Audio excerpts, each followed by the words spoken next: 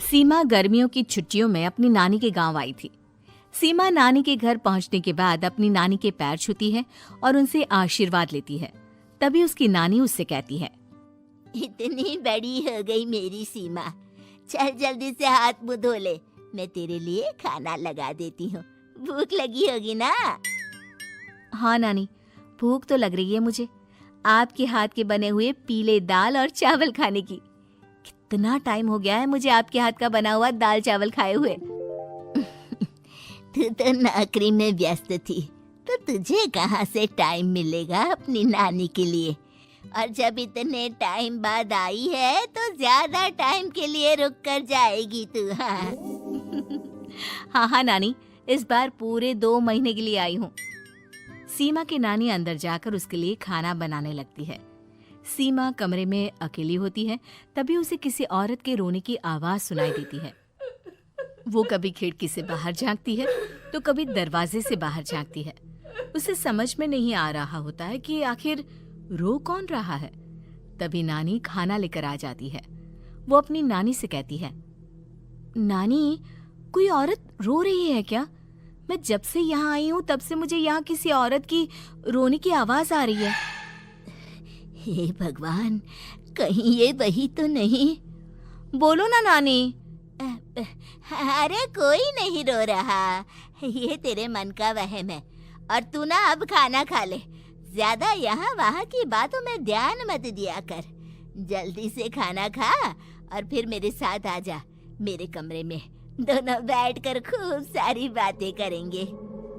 ऐसे ही अगले दिन सीमा अपनी नानी के साथ गांव के बाजार जा रही होती है।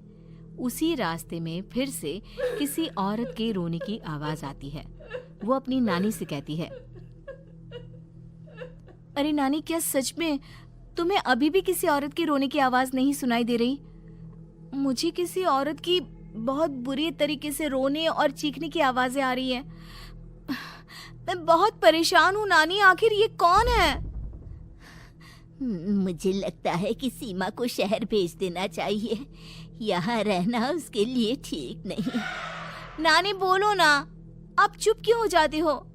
सीमा, तू घर चल, मुझे तुझसे बहुत जरूरी बात करनी है। नानी सीमा को घर ले आती है और सीमा से कहती है, सीमा, कल सुबह तू शहर वापस चली जाएगी। अरे अचानक? आखिर क्या बात है नानी? आप मुझे ऐसे जाने को क्यों कह रही हो? मैं बस जो कह रही हूँ उस पर ध्यान दे। तू कल सुबह यहाँ से चली जाएगी, और ये बात मैं कोई मजाक में नहीं बोल रही। तू कल जाएगी तो मतलब जाएगी। अरे नानी, चली जाऊंगी मैं, ठीक है, पर आखिर बात क्या है ये तो बता दो। मम्मी से कोई बात हुई है या फिर मुझसे कोई गलती हुई है जो तुम मुझे अचानक से जाने के लिए बोल रही हो?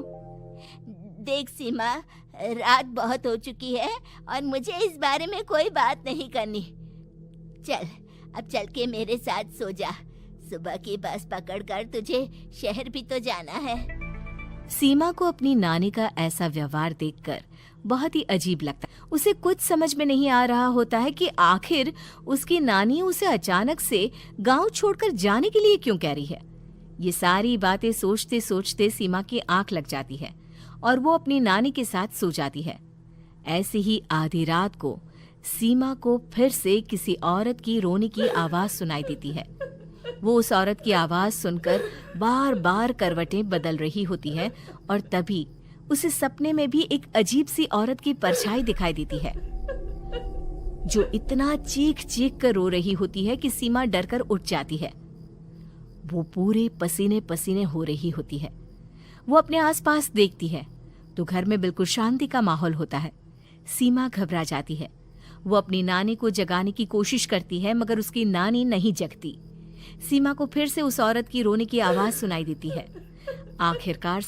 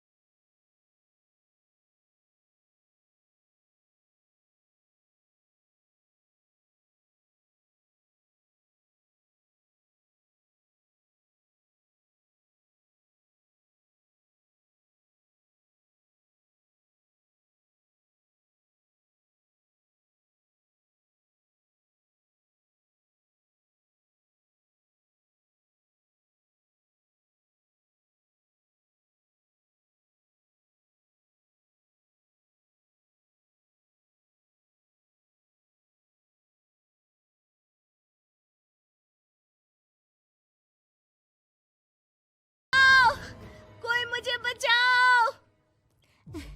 मेरी बच्ची, हम आ गए, हम तुझे बचा लेंगे।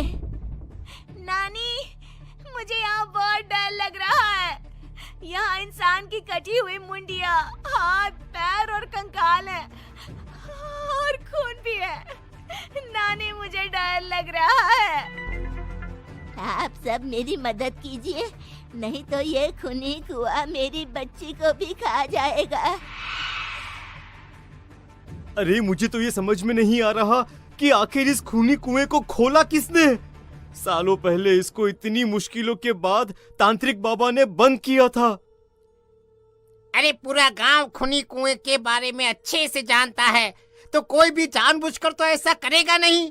मतलब किसी ने अनजाने में इसे खोल दिया है भैया। सीमा को इस बारे में मालूम नहीं था, और जब से वो यहाँ आई थी तभी से उसे किसी औरत के रोने की आवाजें भी सुनाई दे रही थी। कहीं सीमा ने ही तो उसे नहीं खोला। अगर ऐसा है तो फिर सीमा का बचना बहुत मुश्किल है। वहीं कुएं के अंदर सीमा रोते हुए बैठी होती है कि उसे आवाज सुनाई देती है जो कुएं के बाहर खड़े गांव वालों में से किसी को सुनाई नहीं देता। आज सालों के बाद मुझे ताजा खून मिलेगा। तेरा खून पीकर आज मैं अपनी प्यास बुझाऊंगा।